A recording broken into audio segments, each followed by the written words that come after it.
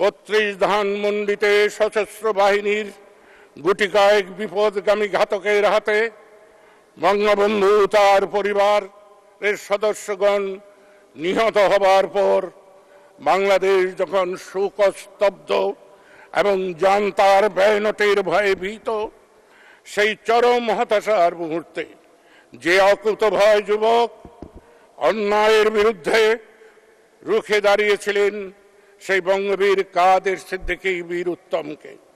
বঙ্গবীর কাদের সিদ্দিকী বয়সে এবং সম্পর্কে আমার ছোট হলেও আমি তার প্রতি শ্রদ্ধা, সম্মান, ভালোবাসা জানাচ্ছি। এছাড়া আমার চিন্তন জগতের মশাল প্রজ্বলনকারী আমার নানা, ভারত উপমহাদেশের ইংরেজ ফুটবল দলের প্রথম পরাজিতকারী ভারতীয় ফুটবল দলের অধিনায়ক খন্দকার আব্দুল ওয়াহেদকে স্মরণ করছি। মাননীয় স্পিকার,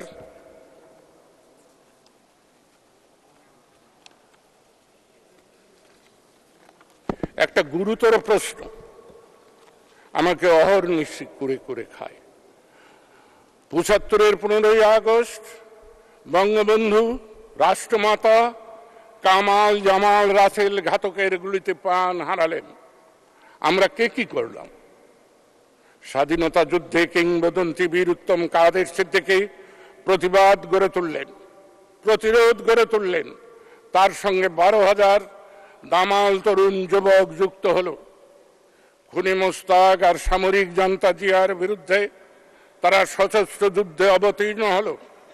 খুনি মোস্তাক জিয়া তাদেরকে সন্ত্রাসী, বিদ্রোহী আখ্যা দিয়ে তাদের উপর ঝাঁপিয়ে পড়ল। গণমানুষ এগিয়ে না আসায়, বঙ্গবন্ধুর অনুসারীরা ঝুঁকি না নেওয়ায় এই প্রতিরোধ দুর্বল হয়ে একসময় অনেক প্রতিরোধ যোদ্ধা জিয়ার রাইফেলের গুলিতে আর বায়োনেটের আঘাতে প্রাণ হারান। অনেক দেশ বিদেশে ছিন্নমূল ভাসমান জীবন যাপন করেন। খুনি জিয়া এবং দখলদার এরশাদের অবসান হয় জনরোষে। বঙ্গবন্ধুর অনুসারী অনুগামীরাই নয়, বঙ্গবন্ধু কন্যা সংসদ নেতা 1996-2001 রাষ্ট্র পরিচালন করেন। তারপর 2008-2024 পর্যন্ত রাষ্ট্রের কর্ণধার। কিন্তু বঙ্গবন্ধু এবং তার পরিবারকে হত্যার প্রতিবাদে যারা প্রতিরোধ গড়ে তুলেছিলেন, তাদের উপর রাষ্ট্রের খড়গহস্ত সন্ত্রাসী, দেশদ্রোহীর অপরাধ এখন পর্যন্ত বলবৎ আছে। বীরুত্তম বঙ্গবীর কাদের সিদ্দিকীকে স্বীকৃতি এবং সম্মান দেওয়া হোক আর না হোক, নিজের সুনাম এবং নৈতিকতা প্রমাণের স্বার্থেই কিন্তু প্রতিরোধ যোদ্ধাদের স্বীকৃতি দেওয়া খুবই যৌক্তিক। অন্যথায় কাঠগড়ায় দাঁড়াতে হবে ইতিহাসের দুমলাটের ভিতর। ইতিহাস বড়ই নির্মম। মনে করিয়ে দিতে চাই মাননীয় স্পিকার, অনাদিকাল স্বাধীনতা যুদ্ধ 71, কাল রাত্রি 75 আর আজকের 2024 ইতিহাসের বিচারকরা বিভিন্ন কুঠুরিতে রেখেই বিচার করবে। আজকের আমরা সেদিন কৈফিয়ত দেওয়া বা সাফাই দেওয়া গাইবার দোহার কিন্তু পাব না। রাষ্ট্র দর্শনের পাটাতনের উপর ভিত্তি করে রাষ্ট্রীয়বাদের দাঁড় করানো হয়। আমাদের রাষ্ট্র দর্শনের ভিত্তি কি? ঢালাওভাবে বঙ্গবন্ধু এবং তার বক্তৃতা বিবৃতির নির্যাসকেই আমরা রাষ্ট্র পরিচালনের পথরক্ষা বলে বিবেচনা করি। প্রশ্ন, বঙ্গবন্ধু তার বক্তৃতা বিবৃতির উপর কি কি গবেষণা হয়েছে? বঙ্গবন্ধুকে নিয়ে কলরব করা এক বিষয়, তাকে জানা, বোঝা আর ভেঙে ভেঙে বিচার বিশ্লেষণ করে পূর্ণরূপে জন্মসম্মুখে উপস্থিত করা আরেক বিষয়। বঙ্গবন্ধু পলল বাংলার পল্লবিত এক প্রাকৃতিক শক্তি। তার সুনির্দিষ্ট নীতি আদর্শ অবশ্যই আছে, তার লক্ষ্য উদ্দেশ্য ছিল বাংলার দুঃখী মানুষের মুখে হাসি দেখতে চাওয়া। প্রগতি, মানবতা, সম্প্রীতিকে তিনি তার জীবন দর্শন মনে করতেন। মূলত তিনি ছিলেন সমন্বয়বাদী। তিনি বারবার বলতেন, কোট, এই বাংলার সবচেয়ে অবহেলিত, বঞ্চিত, উপেক্ষিত, উৎপীড়িত, লাঞ্ছিত, নির্যাতিত, অত্যাচারের জনগোষ্ঠী হল ডোম, ঋষি, ঢুলি। ওরা যেদিন হাসবে, ওদের চোখে মুখে যেদিন আনন্দ ঝিলিক দেবে, সেদিন আমি মনে করব বাংলাদেশ শত্রুমুক্ত, বাংলাদেশ স্বাধীন। শুধু দখলদার বিতরণ করলেই অর্থনৈতিক, রাজনৈতিক মুক্তি মানুষের নাগালে ধরা দেয় না। দরকার চৈতন্যিক, বিশেষ করে সাংস্কৃতিক মুক্তি। সাংস্কৃতিক মুক্তি মানুষকে স্বাধীন সত্তায় সম্মানজনক বাঁচার অধিকারের নিশ্চয়তা দেয়। সামাজিক নিরাপত্তা বলয় সুদৃঢ়ভাবে যেদিন গড়তে পারব, সেদিনই মনে করব আমার লড়াইয়ের প্রথম ধাপ পূর্ণ হয়েছে। মনে রাখতে হবে, এই প্রথম ধাপ অতিক্রম করার পরই আসল সংকট দেখা দেবে। অভ্যন্তরীণ স্বার্থান্ধ শক্তি সক্রিয় হবে। ধর্ম, গণতন্ত্র, সামাজিক শক্তির বাহানায় জনমানুষকে বিভ্রান্ত ও বিপথে চালিত করবে। এই শক্তি ব্যক্তিক, সামষ্টিক ও রাষ্ট্রিক কাঠামোতে প্রচন্ড শক্তিধর।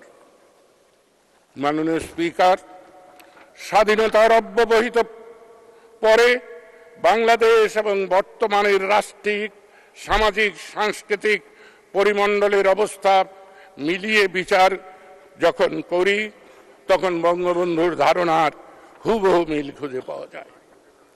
আমার বিবেচনায় এই দর্শনের উপর আমরা গড়ে তুলব আমাদের ধারণা, তত্ত্ব ও নীতি। আমরা তাকে পেরেছি। কারো প্রতি বিদ্বেষ, ক্ষোভ উগরে না দিয়েও বলব, আমরা শুধু যে বঙ্গবন্ধুর পথ, মত এবং ধারণাকে ত্যাগ করছি তাই নয়, বিপরীত পথে মত ধারণার পোষকতা করছি। টেকসই উন্নয়নের নামে আমরা যেসব কর্মকাণ্ড করে যাচ্ছি, তার জন্য আমাদের জনপরিসর প্রস্তুত নয় বলে কোনো উন্নয়নই টেকসই নয়, ভঙ্গুর। এসব উন্নয়ন জনদুর্গতির কারণ হয়ে দাঁড়িয়েছে। 30,000 মেগাওয়াট বিদ্যুৎ উৎপাদনের সক্ষমতা অর্জন করেও জনদুর্ভোগ দূর করা যাচ্ছে না। কারণ খুবই স্পষ্ট, যাদের দ্বারা রাষ্ট্রীয় সেবা জনপরিসরে বিতরণ করা হয়, তারা ব্যক্তি স্বার্থ, আত্ম উন্নয়নের দর্শনে যতটা পরিপুষ্ট, জন উন্নয়ন ধারায় চেতনায় ততটাই পশ্চাৎপদ। রাষ্ট্রীয় কর্মকর্তা এবং জনপ্রতিনিধির চরিত্র এক ও অভিন্ন। মাননীয় স্পিকার, দর্শন কিংবা ধারণা পরিকল্পনার রূপায়ণ করবে কারা? রাষ্ট্র ব্যবস্থা কোনো স্থায়ী রূপ নয়। মানুষের মতোই প্রতি মুহূর্তে বদলে যাওয়ার প্রক্রিয়া এর মধ্যে চলমান। মানুষ সৃজনশীল ও মননশীল। এই সৃজনশীলতা ও মননশীলতা অবশ্যই অনেক কুঠুরি আছে। যার সৃজন ও মনন ভাবনা যে মাত্রার, তার সৃষ্টি সেই মাত্রারই হয়। জাতীয় বদ্বীপের সংখ্যাগরিষ্ঠ জনপরিসর বাস্তব কারণে এই আধুনিক শিক্ষায় পশ্চাৎপদ।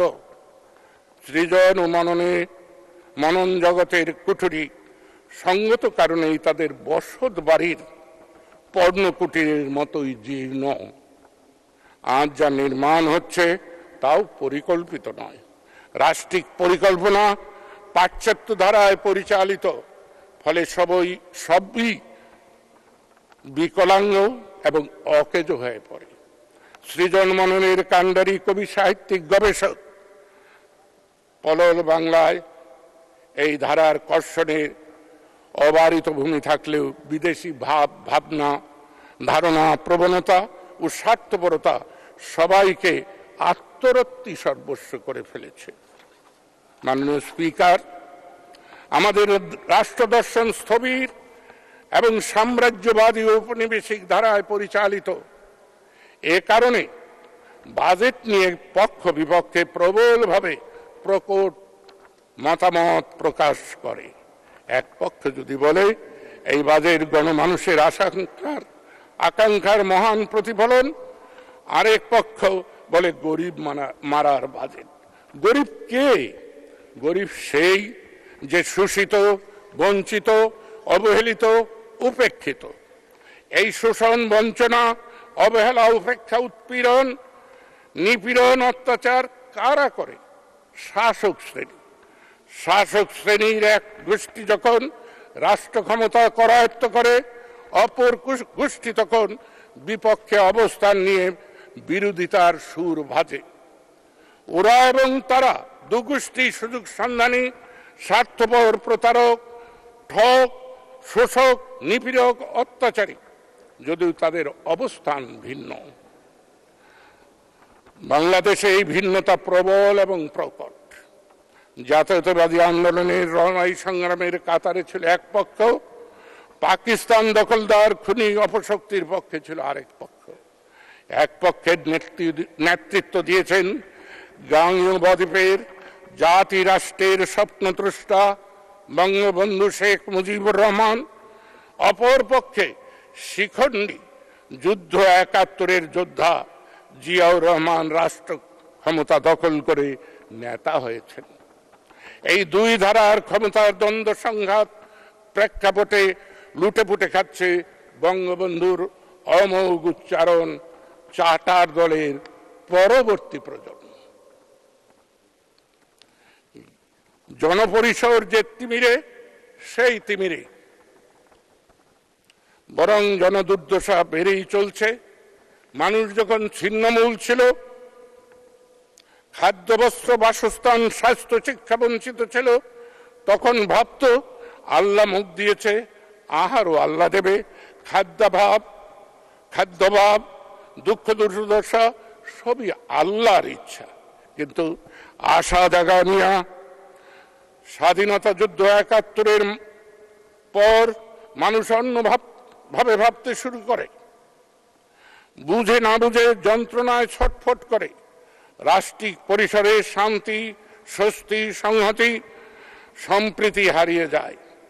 অস্বস্তি, অস্থিরতা, অশান্তি ও সাম্প্রদায়িক সংঘর্ষ আর রাজনৈতিক সংঘাত ও প্রতিহিংসা, প্রতিশোধ আগুন দাউ দাউ করে জ্বলে ওঠে।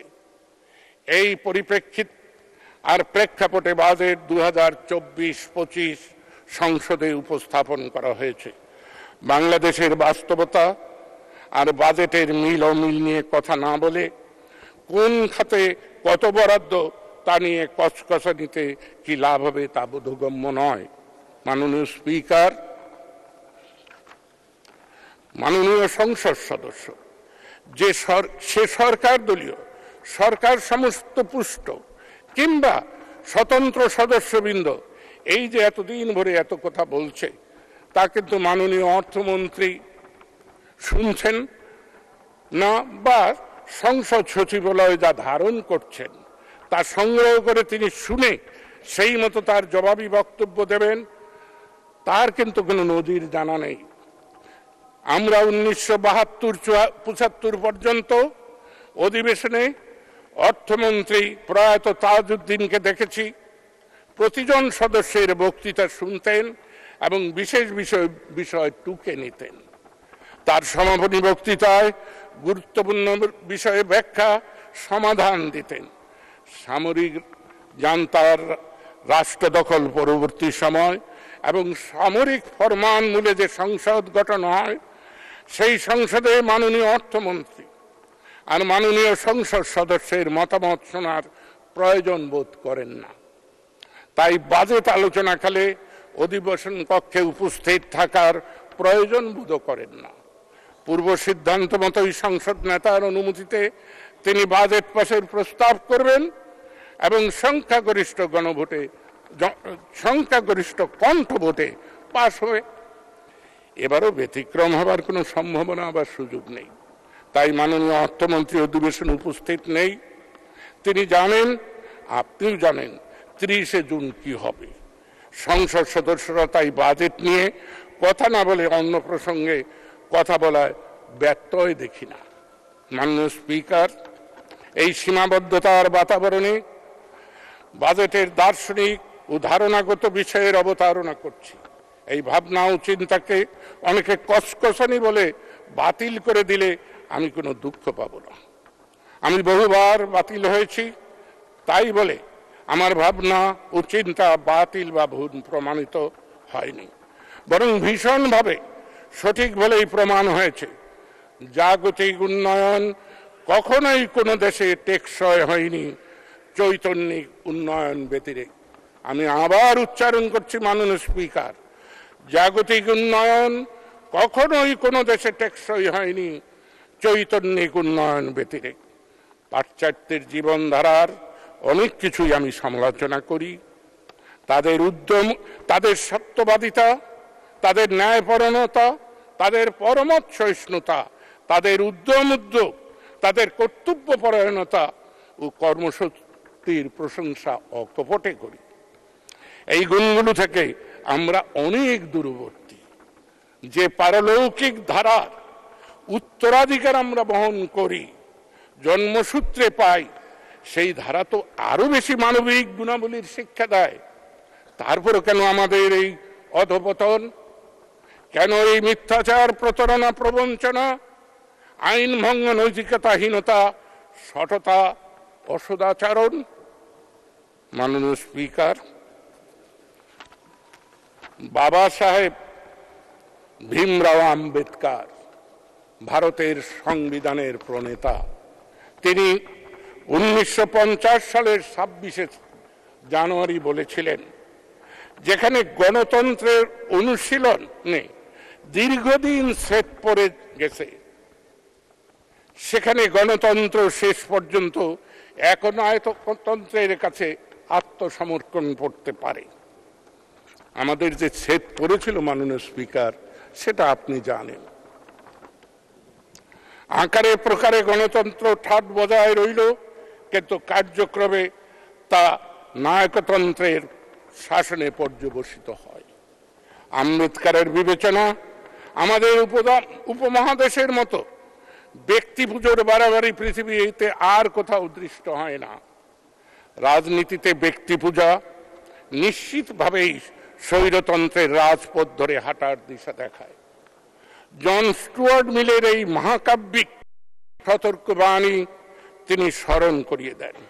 গণতন্ত্র রক্ষা করতে চাইলে কোনো মহাপুরুষের চরণে স্বাধীনতা অর্পণ করা চলবে না, অধিকার হাতে সমর্পণ করা ঠিক হবে না, যাতে তিনি গণমানুষের রক্তমূল্যে অর্জিত গণতান্ত্রিক কাঠামো ভেঙে ফেলতে পারেন।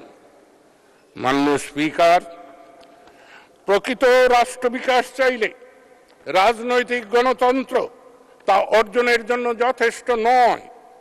সামাজিক গণতন্ত্র অর্থাৎ সাম্য, মৈত্রী, স্বাধীনতাকে সমাজ জীবনের চালিকা শক্তি বলে স্বীকার করতে হবে। সাম্যহীন স্বাধীনতা মুষ্টিমেয়ের সমষ্টির উপর আধিপত্য প্রতিষ্ঠার বাধাহীন লাইসেন্স প্রদান করে। আমাদের সমাজ দৃষ্টিকটু রকম সাম্যের অনুপস্থিতি এবং প্রকট রূপে অসাম্যের উপস্থিতি লক্ষ্য করা যায়। মানুষ ভারবাহী পশু নয়, কিন্তু মুষ্টিমেয় ভোগবাদী ক্ষমতার অধিকারী মানুষকে পশুর অধস্তরে নামিয়ে দেয়।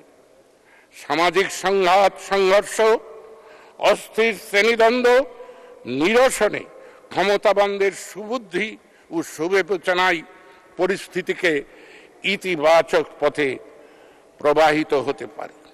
মাননীয় স্পিকার, যে ব্যাপারটা বুঝতে হবে, রাজনীতি আজ শক্তি কবলিত। অর্থশক্তি, পেশি শক্তির যোগফল রাজনৈতিক শক্তি। Money power plus muscle power equal to political power. অর্থ ও পেশি শক্তি ব্যবসায়ী শিল্পপতিদের করায়ত্ত, স্বাভাবিকভাবেই জাতীয় সংসদের আসনগুলো আলোকিত করে ব্যবসায়ী ও শিল্পপতিরাই বিপুল শক্তিতে বিরাজমান। এ নিয়ে হতাশ বা ক্ষোভ প্রকাশের কোনো কার্যকারণ দেখি না। মাননীয় স্পিকার,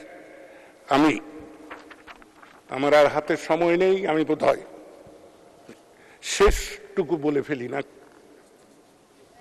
জি, মাননীয় সদস্য 5 মিনিটে শেষ করবেন। আচ্ছা।